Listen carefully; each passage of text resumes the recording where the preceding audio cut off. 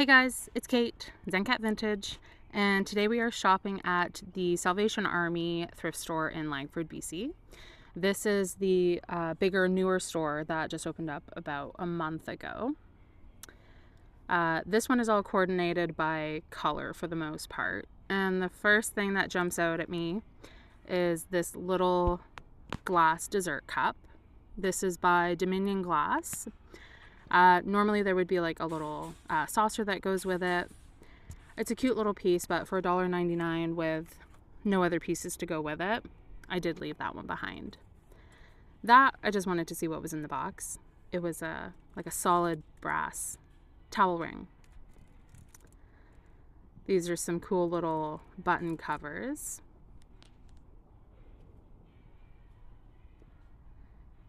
Then here, this is a very cool vintage Baby Ben West clocks. I love picking up little clocks and things like that. My husband does really well selling them. He loves to tinker with them and get them like working. This one I held on to for a while. I showed him and he was able, like before we left the store, to figure out that it was actually broken. And this was a cool little dish. This is obviously like a pub in England, Stratford upon Avon. It was like the Dirty Duck. Like, what a cool name for a pub. Nothing beats the English pub names. I do hang on to that little glass dish, but when I did my once over before checking out, I actually found some chips along the edges, unfortunately. A brass house number. I live at number 2, so that's why I mulled that over. This was interesting just because it was Disneyland. It was obviously older, but they wanted $5 for it, and it had a big chunk out of it, and I'm honestly not sure what it was. Like, if it was just, if there was something more to it, I don't know. Then this sweet little piece, this is Ton, or I think I'm pronouncing that right. This is it's an Italian ceramic and like pottery company. They make all kinds of figurines. They're very famous for their angels. And I've actually sold pieces by that company before. So that I was happy to find. Still browsing through the yellows. These were cool little cups. These are actually Hazel Atlas. These are just their like really plain, basic dishware line. They were $1.99 each. They weren't actually chipped, but they had a lot of that the silver utensil marks on them. Those can come up pretty good with like some barkeeper's friend, a bit of elbow grease, but honestly for $2 a piece, they don't have great resale value, just like that, the cups. So I did leave those. Then this was cool because it actually still had the McMaster label on it. I did think about grabbing it because I thought I could maybe get the little Winnipeg writing off, but I did actually feel on the back of it that there was a crack through it.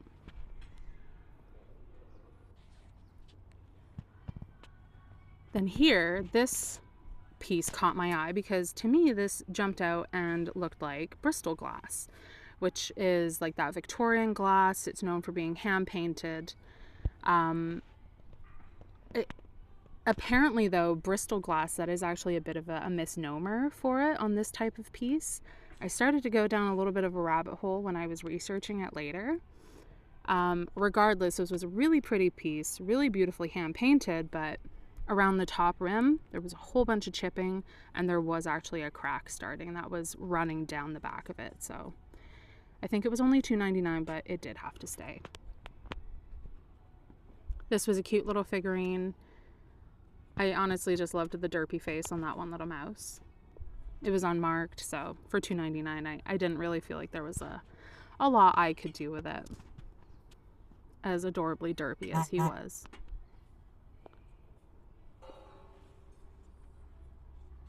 Then these definitely caught my eye. I knew who these were immediately. These are Laurel Birch mugs. Laurel Birch, obviously known for her cat designs. This one was super cool because it was lizards. always with the sort of like Southwest inspired, a lot of like geometrics, very funky, stylized animal designs. This horse one was really heavily worn, and each of the mugs had 2 prices on it, which was a little bizarre. I kind of regret not grabbing the little lizard one because I probably would have just kept that for myself, but I honestly feel like they probably would have gone with the higher price tag on it, and for $5, that was too much. That was just a cute little package of those like ready to add to your home sew projects. So those ones said about like made by mom. So those were very sweet. I love those little new and packaged things like that, sewing notions and bits and pieces. That guy was just weird. I don't know what he was up to. Obviously, we're kind of cruising through the purple section now. This was a cool little, someone's hobbyist piece. Probably done at like a ceramics class maybe.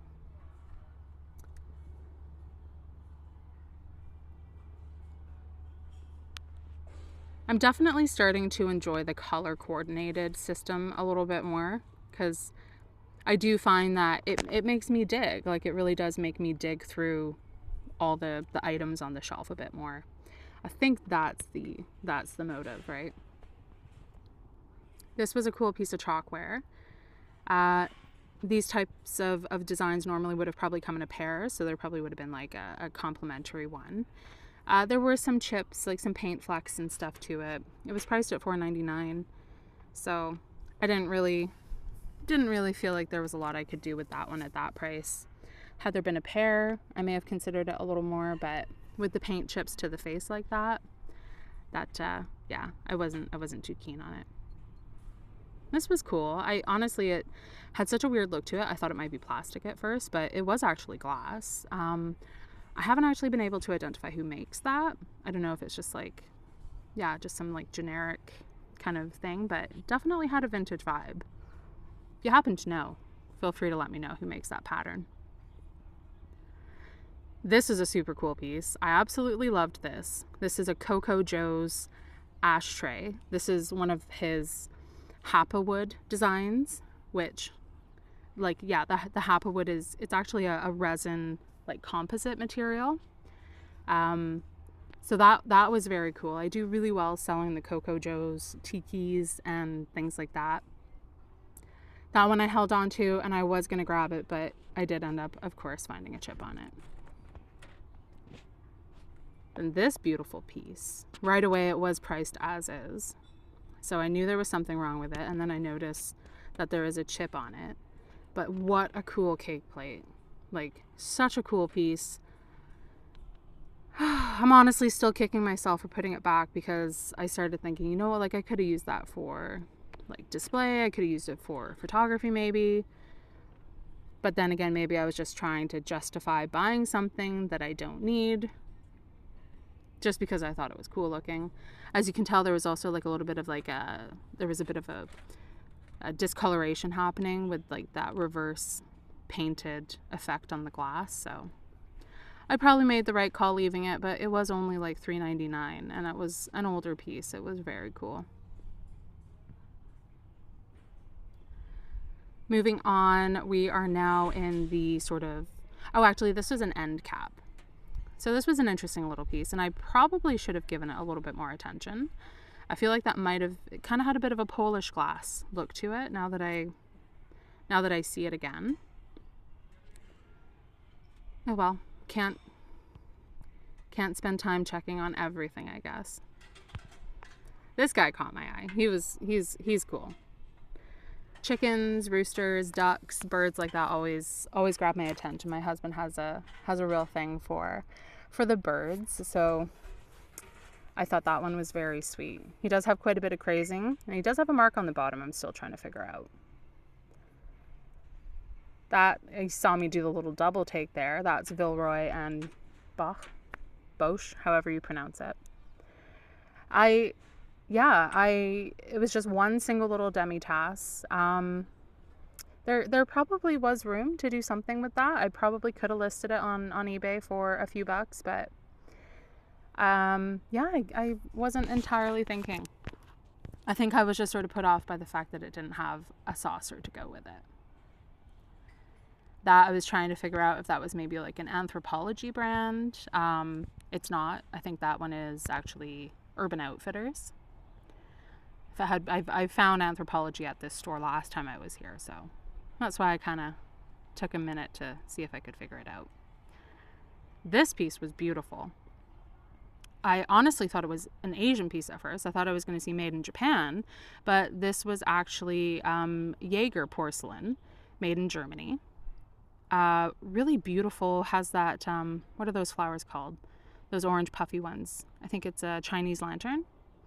Really deep navy blue. And unfortunately, I found a crack in it. Had that not been cracked, I would have definitely grabbed that piece. That was really beautiful. And the price was super fair, you know, again, had it not been broken.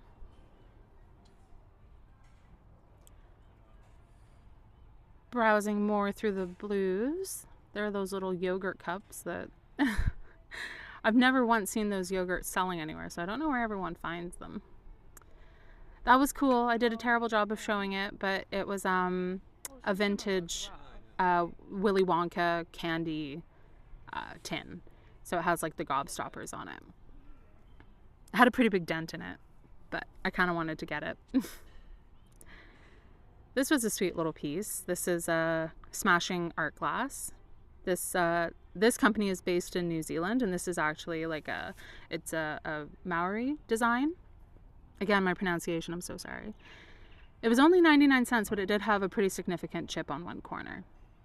Otherwise, for 99 cents, some of their pieces actually have pretty good resale value, being art glass. So I would have grabbed it for that price, but it's pretty tough selling chipped glass. Unless it's something like super epic, right? This was just a chaotic explosion of stuff here. It was honestly super overwhelming. But I did spy those. They looked Italian, maybe Spanish, something in that kind of region. Really pretty plates. They were pretty heavily scratched, though. You could tell that someone had cut on them quite a bit, so there was a lot of utensil marks. Really beautiful patterns, though. This sweet little thing. I remember my mom had all sorts of these little like brag books. With our baby pictures and our pictures from when we were little kids. So those were big in like the 80s and 90s. So that was cute. It was in great shape too. So, and again, just like looking through this kind of explosion of stuff down here, this folio caught my eye just because of the retro pattern on it. It's a recipe folder, like a file folder, and it was only 99 cents. I don't know why I left it, because I was just thinking for myself, not even for resale. I have a lot of like printed recipes and things I've torn out of magazines. That would have been perfect. And I think I was just overwhelmed with how much was piled up and just the disarray of what was there. More house numbers. This was a really beautiful decanter. I'm looking at it, trying to figure out its age. Really liked the look of it, but right there it was. There was the chip. It's really got to be one of the most frustrating things when you're looking through a store and you're finding really cool pieces and they're good prices, like this one. This was maybe a hobbyist piece, maybe not, maybe a made in Japan, but it had that big crack down it. Again, other than that crack, like the flowers were in good shape, it was a really cool looking piece. I would have grabbed it in a heartbeat. But yeah, it's just, we can't save everything, and certainly not stuff when it's broken. But hopefully someone found it and just appreciated the aesthetic of it, because it was very cool looking. But yeah, it's so disappointing finding all these cool things and just chip and crack and chip. So another piece, this had some sort of like German like Black Forest vibes. It was actually like a plaster material though, which was different. And as you can see, it had a big crack on the back. It wasn't actually wood, wasn't ceramic. It was like a plaster, because it was quite lightweight. These were so cool. They're just solid chunks, carved wood, these adorable teddy bears. They were priced at $18.99 a piece. So that was something. Couldn't do much with that for resale, in my opinion. I kind of thought about maybe grabbing one for my mom because she collects teddy bears, but I ended up just leaving them. Someone else will fall in love with them. That was a made in Portugal lobster mold, one of those sort of like a candy jelly mold. And this is a pyrography. It's like the burnt wood. It's Bulgarian. You find them in like tourist shops and stuff there. It's one of their sort of like local handicrafts. So really beautiful design on that one. This was a sweet little ikebana vase. I've been doing really well with the ikebana. So that was a good find. Here I am making sure, double checking, is it in one piece? And it was, thankfully. No chips or cracks on it, so I was happy about that. And then this was a cool little basket. It was like quilted kind of material. I have no idea how it was made, but I just thought it was such a cool looking piece. That was just some cool wall art. Kind of had a bit of like a HomeSense vibe to it, so I don't think it was anything too epic. Edmonton, Canada's oil capital. I visited there once. Those are just some coasters. They're like reverse painted. There was this neat, this was a whole set. They had it priced at $24.99. So that was too high for me. But it's the cobalt blue glass. That was probably like a sugar dish. And then there was a salt and pepper inside of it as well. This was an interesting piece. I'm not entirely sure who makes it, but talk about Art Deco vibes. It was very, very broken though. And the wicker wrapping on the handle was all coming undone. So unfortunate. Maybe someone will be able to pick it up and salvage it, maybe do a repair on it, but that's totally outside of my wheelhouse. Lots of utensils and houseware goodies along here. That was cool. I vaguely remember us having a mug like this when I was younger, like those 90s convenience store mugs. I know we had an Esso one, so. And then finally, just this cool little decanter set. Missing a glass though, and I honestly don't do terribly well with the floral ombre glasses, so that's where we are wrapping it up. And now hope you enjoy the haul.